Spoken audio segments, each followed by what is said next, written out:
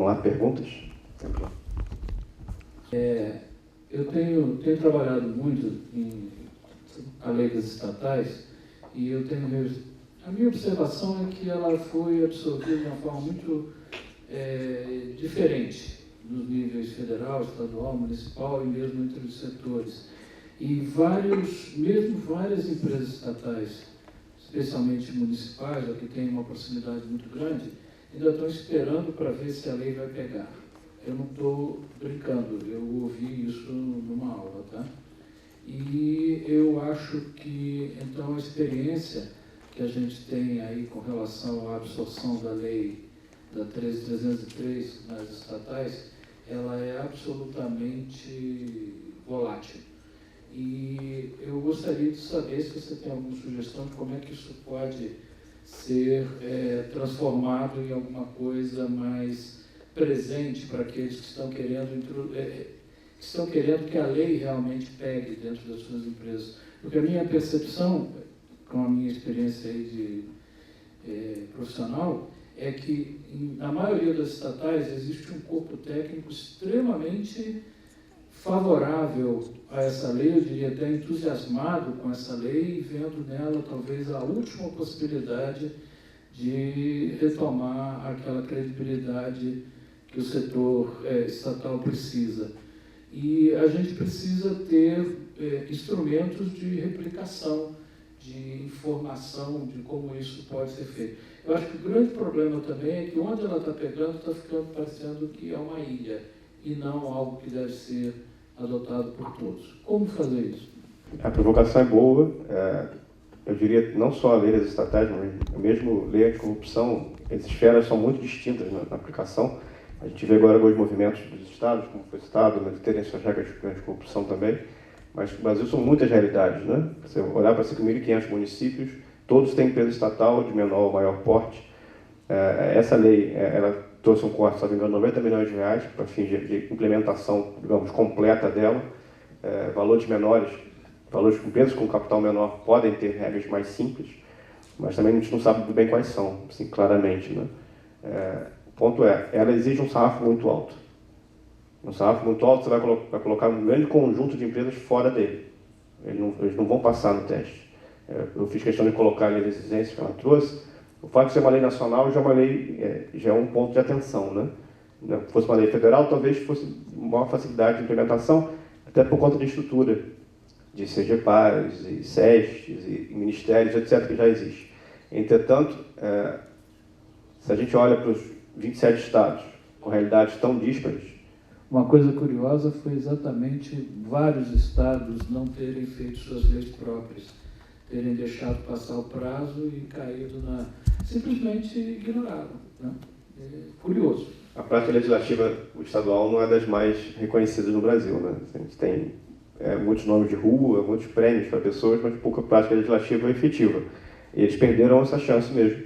As regras gerais são essas, e infelizmente a gente vai ver um conjunto, como você bem falou, enorme de empresas que não vão se adequar, ou aquelas que forem mais reguladas, por fins até da regulação específica, terão que se fazer. Mas é um desafio, concordo, até quem sabe pensar em recursos federais, para uma coisa desse tipo, uma disseminação de boas práticas em estatais Brasil afora, porque, como apontei também, né? Uma boa prática na empresa estatal significa melhor gestão, significa mais entrega, melhor serviço público. Talvez possa ir, pensando alto na tua provocação, um caminho, quem sabe, para uma política pública federal para que as estatais, no âmbito dos estados, depois mesmo no município, se adequem melhor à realidade que a lei trouxe. Boa tarde, professor André. Uma pergunta para o senhor aí. As empresas estatais ou privadas que tentam implantar programas de compliance na sua estrutura, é só em níveis de diretoria, setorizado, ou tem empresa que envolve toda a organização de diferentes níveis, ou como o senhor falou, fica só para inglês ver, aquela coisa fria de papel, de lista, aquilo que o outro professor falou, do exemplo Toyota, que envolve toda a organização e essas línguas desde a diretoria até o chão da empresa, ela possa abranger toda essa organização? Existe alguma empresa que o senhor pode dar esse exemplo? Eu já respondi para o senhor comentando anteriormente, que eu lembrei do meu caso. Lá eu sou membro do Comitê de Auditoria Estatutário de uma estatal do município de São Paulo, né? O que a gente vê, e eu vejo com as outras as empresas irmãs ali do município, a gente tem ainda muita dúvida com relação a 13303, o que talvez na esfera federal esteja mais esclarecido, porque o próprio processo de estruturação da lei acho que foi pensada realmente mais voltado em estatais federais, né? Então, às vezes a gente quer ser, o pessoal até brinca, né? Às vezes a gente quer ser mais realista que o lei. A gente fala, olha, a gente olha, faz benchmark em estatais federais, fala, olha, estatal federal X lá tem feito isso, mas aqui no município não necessariamente a gente tem essa obrigação legal, e a gente rebate, não, mas a lei foi pensada em boas práticas, né? Não somente aquilo que está escrito, mas também a teleologia da lei é buscar mais transparência, buscar o que se tem de melhor no mercado, né? Então a gente tem esses embates lá dentro do nosso comitê de auditoria, e que eu percebi que também tem ocorrido nas outras estatais do município, né? Eu acho que talvez, como o Leandro comentou, talvez essa disseminação de boas práticas pelas estatais federais, isso ajudaria muito as estatais municipais terem um norte a seguir, né? Bom, então é só um parênteses com relação a esse tema. Com relação à pergunta do colega, que envolve muito o comprometimento da alta administração, a gente tem empresas em que é curioso, até outro dia eu estava conversando com um colega, uma das empresas envolvidas na Lava Jato, o seu principal executivo abria, antes da Lava Jato, evidentemente, o seu principal executivo abria todos os eventos falando de ética e integridade, e inclusive depois acabou sendo envolvido, foi inclusive preso, né? Então não tinha o que se chama do walk the talk, né? Que basicamente faço o que eu mando e faço o que eu faço, né? Não faço o que eu mando, mas não faço o que eu faço, né? Que é o ditado popular. Então, o que se espera da alta administração é que aquilo seja seguido, né? Eu já vi vários casos quando o programa de integridade ou compliance é colocado à prova, né? O teste de estresse. O primeiro teste de estresse que você tem é quando tem um membro da alta administração envolvido numa denúncia, seja C-level ou até o próprio diretor-presidente da instituição. O teste, o que vai ser feito com relação a essa denúncia, né? E infelizmente eu já vi, não foi em uma ocasião, pelo menos em umas 3 ocasiões, em que o teste falhou, a empresa não conseguiu fazer força com o seu programa frente à alta administração, não conseguiu afastar o dirigente, e que tinha sido comprovado, inclusive, questões ali das infrações alegadas. Então isso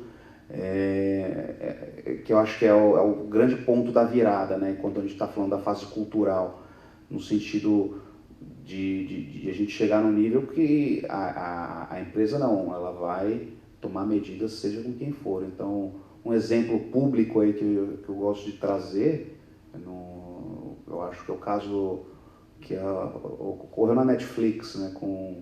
Teve um escândalo de assédio sexual do seu principal estrela lá, que era o Kevin Spacey, e a Netflix não pensou 2 vezes em afastar o Kevin Spacey da... Oi? Exatamente. Então, acho que aí mostra realmente uma questão, um teste de estresse que o Netflix passou e mostrou que eles valorizam realmente o código de conduta deles, e não a questão de você ser o seu principal membro da empresa, e que isso vai ser ocultado, né? O que às vezes não ocorre, infelizmente, em outras ocasiões. Aí acho que um caso emblemático que dá para citar é o da Orange Telecom, que é uma empresa, não é France Telecom, virou Orange, né? Que é uma empresa francesa, em que a alta administração não foi afastada, né? E teve um grande problema com relação a assédio moral, e inclusive casos de suicídio depois por parte dos empregados, e que resultantes dessa omissão por parte da empresa. Inclusive ela está sendo investigada criminalmente lá na França, né? Então, acho que se você não tem a aderência da alta administração, um teste de estresse desse que falha, aos poucos o programa vai perdendo efetividade. Então, se você está num nível, digamos, de efetividade cultural, ele vai erodindo para o nível formalista. As pessoas falam, isso aqui é só para o chão de fábrica, isso aqui não se aplica à alta administração. Então, elas passam a não acreditar mais, e aí você vê um movimento reverso, um movimento infelizmente, de retrocesso, né? Isso já havia acontecer em algumas instituições. Eu queria saber de vocês dois o que vocês consideram, a gente já está aí já com 6 anos da lei anticorrupção, né? E que startou, assim, pelo menos em boa parte das empresas brasileiras, toda essa preocupação com compliance, que até então a maioria não tinha. E o que vocês acham que deveria evoluir, não só na própria lei, como nos procedimentos internos das empresas, em relação ao compliance, para ele ficar mais efetivo? É uma pergunta que vale bastante dinheiro, né? Brincadeira, mas naturalmente, 6 anos parece muito, mas a lei demorou muito a ser regulamentada, então isso gerou um atraso grande na atuação concreta dela. A gente tem de regulamentação 3, 4 anos, né? 2015. Então, ela tem pouco tempo e menos ainda tempo na prática de efetividade. Ela foi posta em teste na principal crise que o Brasil já enfrentou na história. Assim, então, o cuidado que eu quis alertar, está na minha fala também, é que sim, a gente tem que buscar maior integridade, isso é indiscutível. Sim, a gente tem que buscar programas de compliance efetivos, mas sim a gente tem que deparar com esse nosso desconhecimento nesse ambiente. Para não cair naquele pêndulo que também mencionei, de você poder tudo, depois não poder nada. Naturalmente, quanto mais integridade, melhor para os negócios. Quanto mais programas efetivos, melhor para o negócio, para a cidade, para o Estado, para o país. Isso é indiscutível. Mas a gente tem que dar tempo ao tempo para que as coisas sejam trabalhadas e pensadas fora desse ambiente de estresse constante, né? Porque se colocar uma lei, pouquíssimo tempo, de pouca experiência nacional, em xeque na pior crise de corrupção que o país já enfrentou, é difícil aprender na crise. Você pode inovar muito, pode se adequar muito, mas aprender, de fato, é trocar o pneu com o carro andando. E nesse caso, não sobrou pneu nenhum, né? Está trocando até o volante agora. Então, fechando, eu acho muito positivo, muito necessário. Acho que muitas empresas estão aquém disso ainda, mas eu vejo com bons olhos vários movimentos sociais caminhando nesse sentido, de associação, movimentos de federações, de autorregulação, que endereça que a sociedade, as empresas estão se organizando para que isso não seja só obrigação legal, mas seja, no fundo, um ganho para todos, né? Uma oportunidade de melhora que eu vejo nas empresas é a calibragem dos programas de compliance. Eu sempre brinco que, com a Lava Jato e a lei de corrupção, tudo ao mesmo tempo, essas áreas viraram grandes áreas de DPV, né? Departamento de Prevenção a Vendas, né? Então eles começam a falar não para tudo. E eu faço sempre um teste, eu pego um caso do DOJ lá dos Estados Unidos e eu pego, sempre nas aulas de FCPA, da lei de corrupção dos Estados Unidos, eu pego esse caso e aí eu falo para os alunos, olha, geralmente os alunos do curso de compliance são alunos com mais rigor, né? Então, olha, ajam como se vocês fossem o departamento de compliance dessa empresa e respondam qual é a decisão que vocês tomariam, né? E aí eu crio o índice de DPV, eu falo, olha, índice de prevenção a vendas, vamos ver quanto que vocês destoarem da opinião oficial do DOJ, vocês perdem pontos, né?